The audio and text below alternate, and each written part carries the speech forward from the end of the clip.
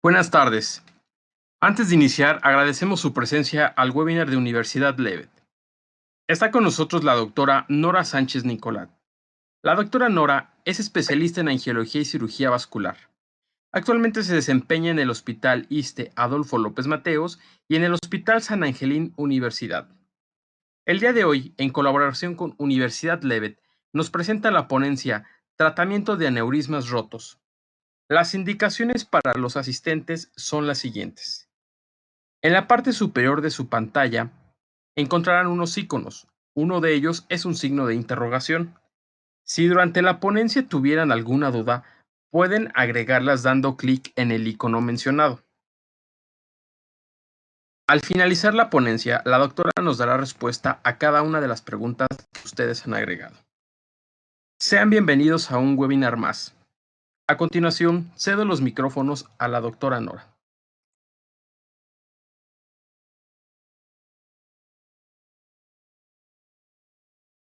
Hola, buenas tardes a todos. Gracias por la invitación de ustedes y una pequeña charla ahora en esta época de cuarentena que nos podemos seguir enseñando y aprendiendo.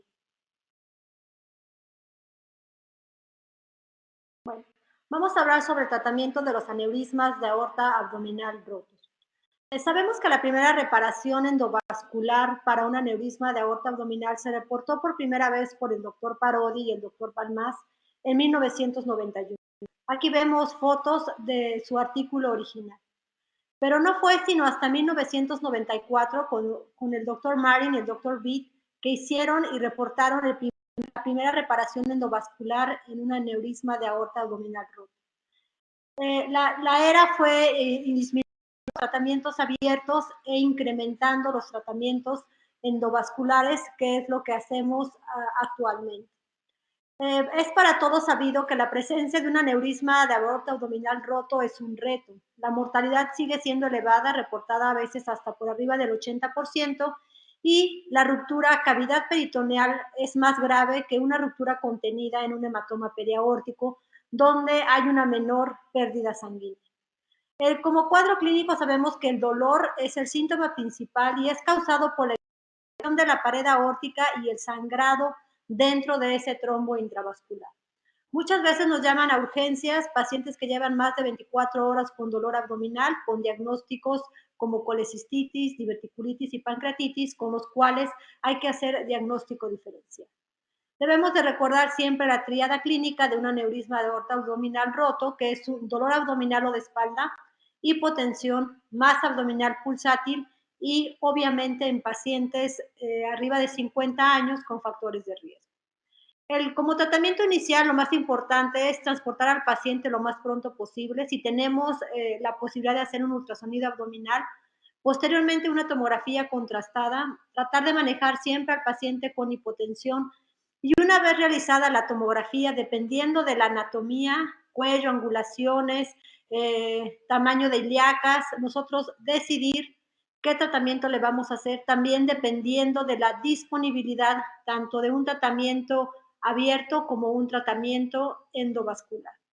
Como estudio preoperatorio se tiene gold estándar la angiotomografía, en la cual nos va a servir para nosotros ver exactamente la anatomía de nuestro aneurisma, tomar las mediciones del cuello, del diámetro mismo del aneurisma, de las ilíacas, de las femorales, decidir qué tipo de tratamiento en ese momento rápidamente tenemos que ofrecer a nuestro paciente y si es endovascular también decidir qué tipo de endoprótesis vamos a utilizar. En algunos centros, una vez que se diagnostica un aneurisma de aorta abdominal roto, se lleva directamente el paciente a angiografía.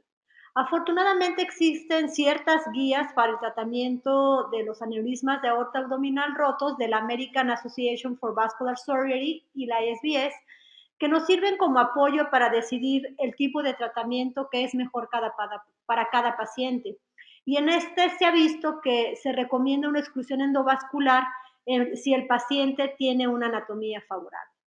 Y también se ha visto favoreciendo el tratamiento endovascular que va a ser beneficioso en pacientes añosos, pacientes de alto riesgo, pacientes que tengan un abdomen hostil o también otros factores técnicos que pueden complicarnos en cuanto a realizar un tratamiento abierto. Siempre que realizamos un procedimiento endovascular, no nada más periférico, sino también de aorta, tenemos que tomar en cuenta las intervenciones secundarias que llegan a ser hasta de 10% por año. Y el seguimiento de estos tratamientos endovasculares ha demostrado ciertos efectos adversos, como son la misma oclusión o separación de alguna rama o de alguna parte del cuerpo, migración de la endoprótesis, la presencia de endofugas y también el deterioro con el tiempo de los dispositivos, que afortunadamente ahora con esta tecnología y nuevos dispositivos, esto se observa en menos casos.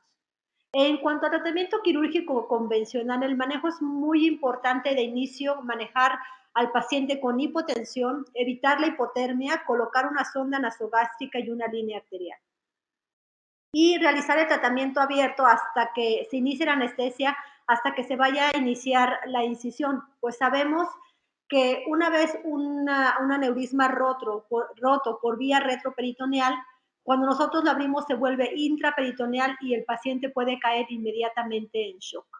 Muchas veces podemos utilizar transfemoral o vía transbraquial a través de un introductor o por una arteriodisección, un balón de oclusión aórtica que nos va a permitir controlar el sangrado y decidir en eso y tratar, hacer nuestro procedimiento con mayor tranquilidad y con menor pérdida sanguínea. Existen ciertas recomendaciones durante el manejo abierto, como mantener al paciente con hipotensión, que nos va a ayudar a disminuir la hemorragia, hacer una poca reposición de volumen para evitar la hemodilución y la hipotermia, y manejar al paciente con concentrados tanto plaquetarios y eritrocitarios, porque esto nos ha llevado a demostrar una menor mortalidad. En la poscirugía sigue siendo la causa de muerte el sangrado, también se puede presentar coagulopatía, insuficiencia renal aguda que llega a ser hasta del 42% de los casos y también se puede llegar a complicar con una isquemia colónica, que esta tiene una mortalidad muy elevada.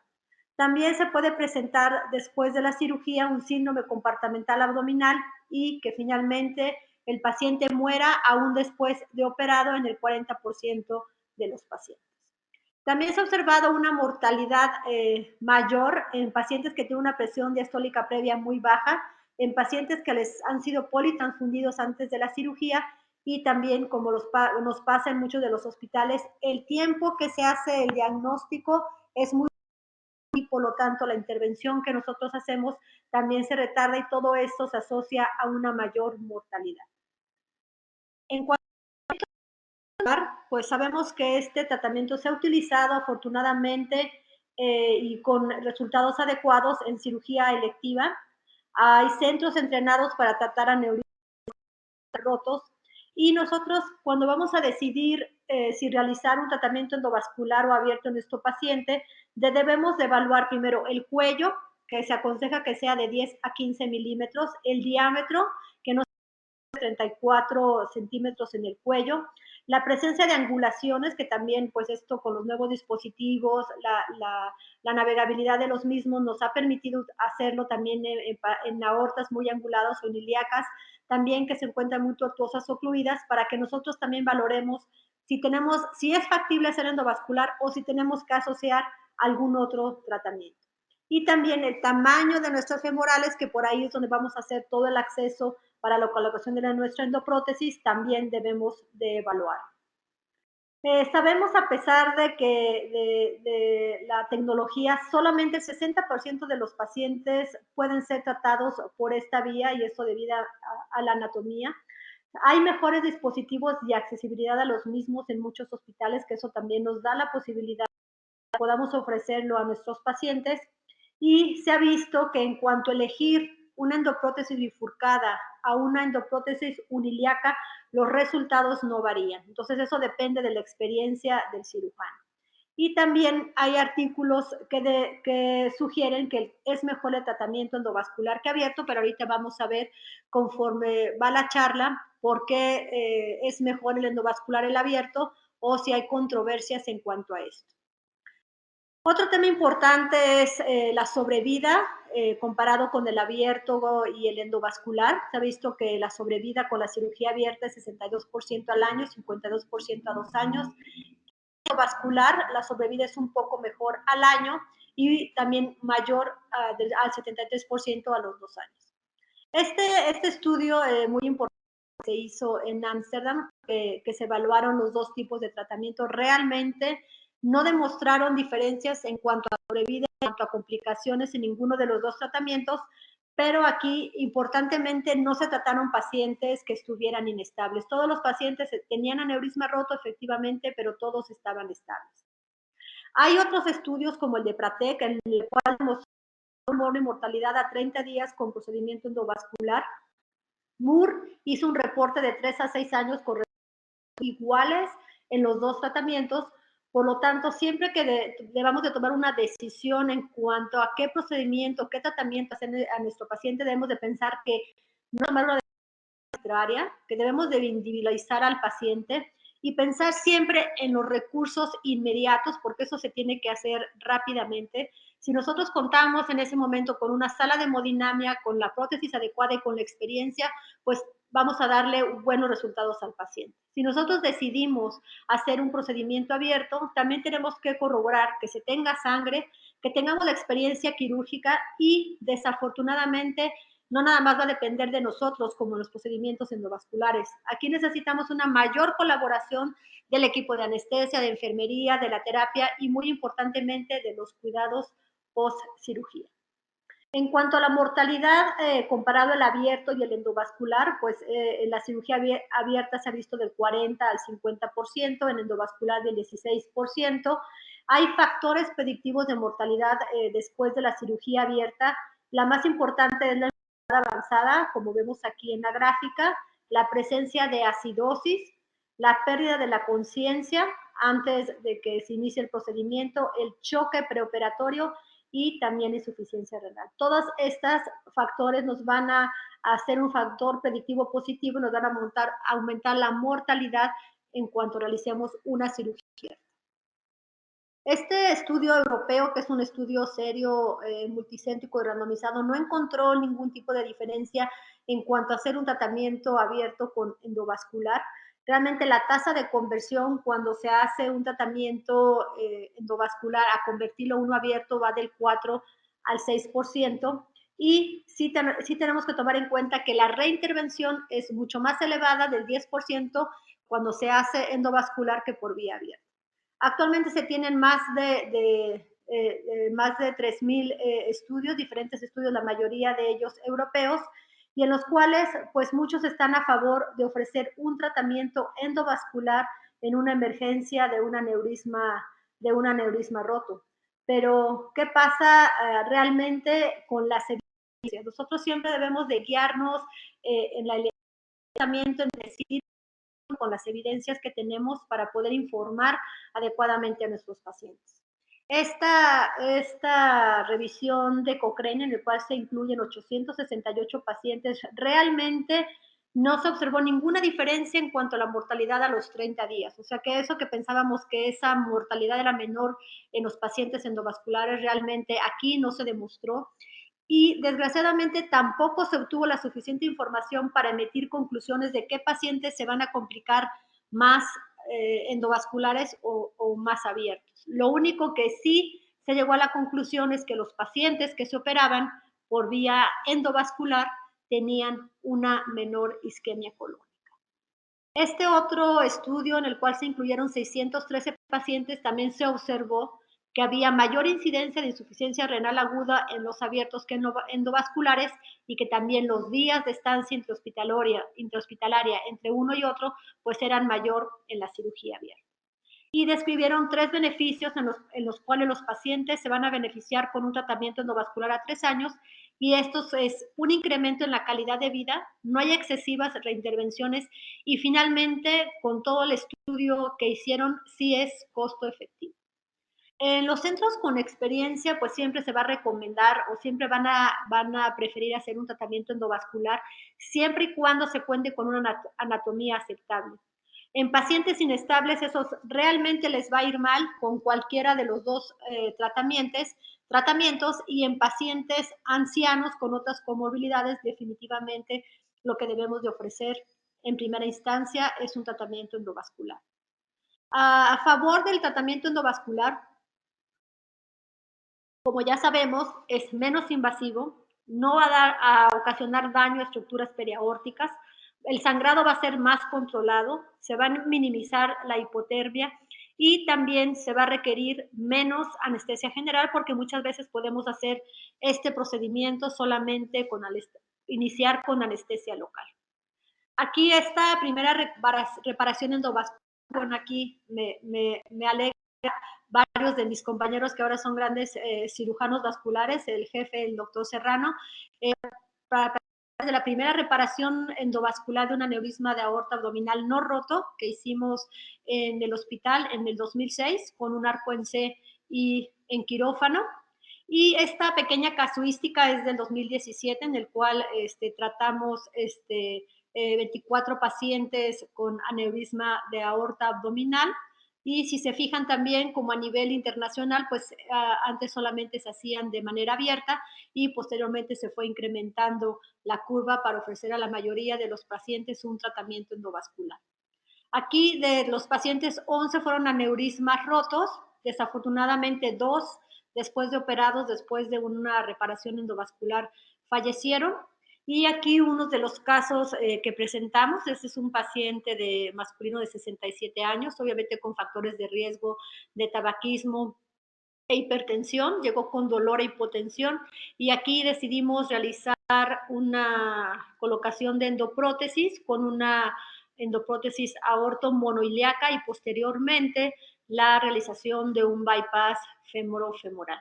Otra paciente de 72 años, también con factor de riesgo la edad y el tabaquismo. Esta paciente tenía 3 días con dolor y decidimos también realizar la colocación de una endoprótesis monoiliaca y después un bypass femorofemoral.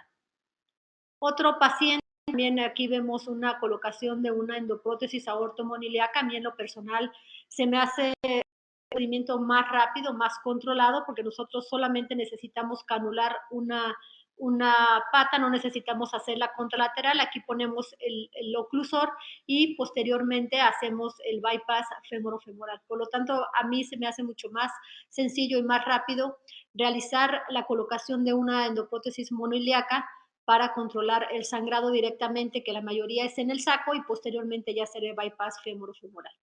Aquí otro paciente también de edad avanzada, hipertenso, llegó con dolor y hematuria y aquí decidimos colocar una endoprótesis bifurcada.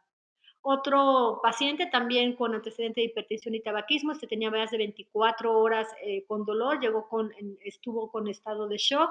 Aquí vemos la colocación igualmente de una prótesis monoiliaca. Ajá, vemos aquí cómo está rompiendo, está saliendo la sangre ahí en la cavidad.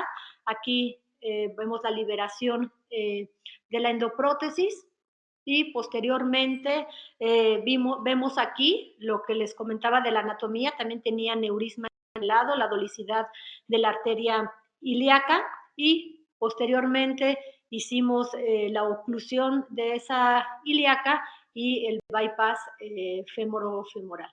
Y ya posteriormente la extensión de la ilíaca derecha para terminar el procedimiento y pues dar por terminada el procedimiento con la hipogástrica conservada. En cuanto a la elección que nosotros hacemos de decidir una endoprótesis aortomoniliaca porque se nos hace más fácil no tener que canular la otra pata, realmente nos brincamos ese paso, para nosotros es más rápido decidir colocar una endoprótesis aortomoniliaca abandonamos la canulación contralateral. Sí sabemos que vamos a aumentarle el riesgo de la permeabilidad de ese bypass femorofemoral, pero realmente la permeabilidad pues es bastante aceptable. Como conclusiones, tenemos que los casos de aneurisma de aorta abdominal rotos continúan siendo un reto en todos los hospitales. El tratamiento endovascular ha reducido la mortalidad a 30 días. Esto es algo que todavía está cuestionado. Lo que sí se ha visto que es mayor beneficio en pacientes añosos que tienen otras comorbilidades. Siempre antes de decidir qué tipo de tratamiento le vamos a ofrecer a nuestro paciente, debemos de valorar perfectamente nuestra anatomía con la realización de la tomografía. ver de qué equipo disponemos, tanto médico como quirúrgico, como de endoprótesis, qué experiencia que el paciente con esa patología tan grave pueda sobrevivir, individualizar a cada paciente, no decir a todos les vamos a hacer endovascular, y ojalá que a la larga nosotros podamos aprender a tener hospitales centralizados que se dediquen y que tengan la mayoría de experiencia para tratar estos pacientes, ya sea por vía abierta, vía endovascular. Muchas gracias. A continuación, vamos a leer las preguntas que nos estuvieron dejando a lo largo de la ponencia. Recuerden que también en la parte superior en el icono, con el signo de interrogación, pueden agregar las preguntas que deseen. Bien, tenemos una pregunta. Bien, la hace Juliana Holguín. ¿Qué protocolos utilizan en su hospital, doctora? Es decir, tipo balón. ¿Cuál es el acceso utilizado con mayor frecuencia?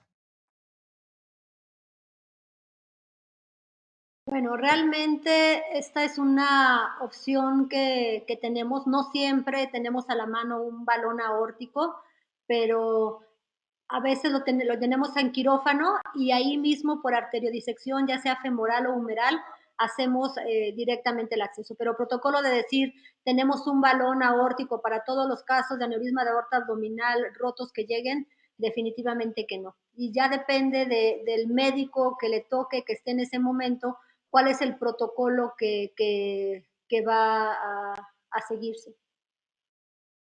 De acuerdo, gracias, doctora.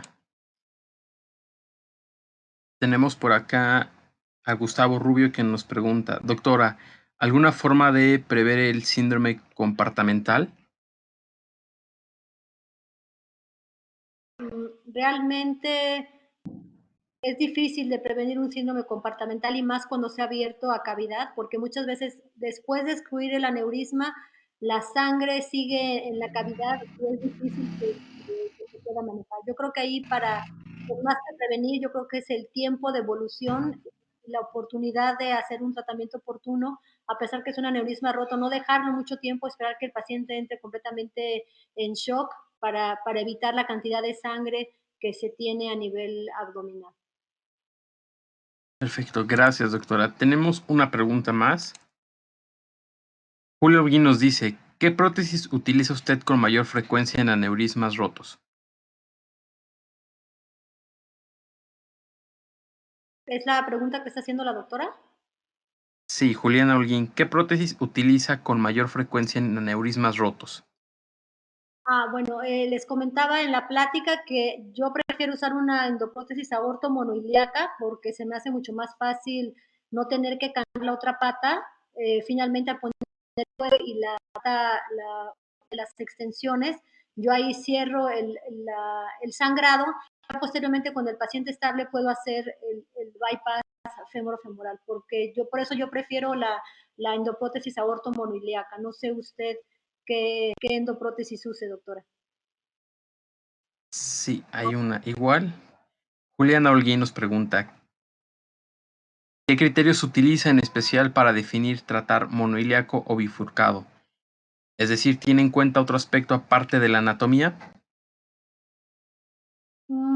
Sí, o sea, tomamos en cuenta la anatomía para decidir si lo hacemos abierto o endovascular, pero en cuanto a monoiliaco, yo prefiero monoiliaco porque pienso que para mí, para mi experiencia, va a ser más rápido hacer un aorto monoiliaco que uno bifurcado.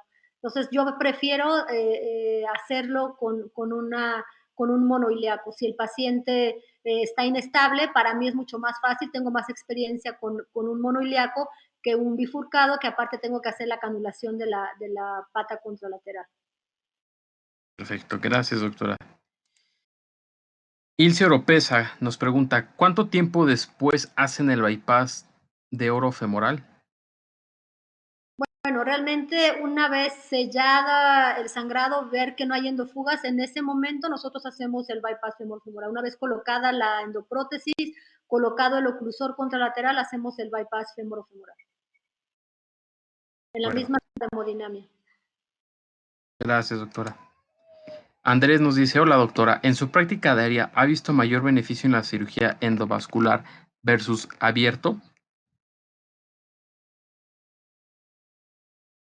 Bueno, realmente sí, si llega un paciente con aneurisma roto, yo siempre preferí de primera instancia, si la anatomía lo permite, un procedimiento endovascular, porque nosotros tenemos más control en la sala de hemodinamia, va a depender de menos gente la evolución del paciente que un procedimiento abierto.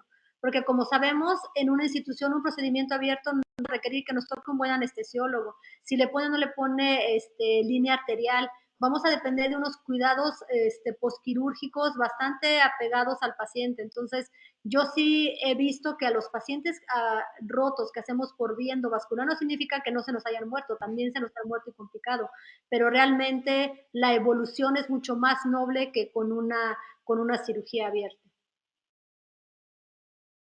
Ok, gracias, doctora. Tenemos un comentario por parte de Gustavo Rubio. Nos dice, se sugiere analizar la magnitud del hematoma para definir usar balón y endoprótesis artomoniliaca. Ese es el comentario que nos realiza Gustavo Rubio. Tenemos también una pregunta más de Claudia. Nos pregunta, ¿cuáles son los riesgos de la endoprótesis monoilíaca para el paciente? Bueno, realmente se pensaba que la endoprótesis monoilíaca tenía menor permeabilidad, pero eso ya se vio que no. Ahí lo único que nosotros le estamos agregando al paciente es el uso de un material sintético y la permeabilidad de un bypass femorofemoral, pero como la ortomonoilíaca no tiene menor permeabilidad que una bifurcada. Perfecto, gracias, doctora. Bien, parece ser que no tenemos más preguntas. Entonces, si no tenemos más preguntas, agradecemos su asistencia, doctora, y damos nuestro reconocimiento y agradecimiento por su excelente participación en esta sesión de webinar. Los invitamos a que estén pendientes de los próximos webinars. Hasta luego.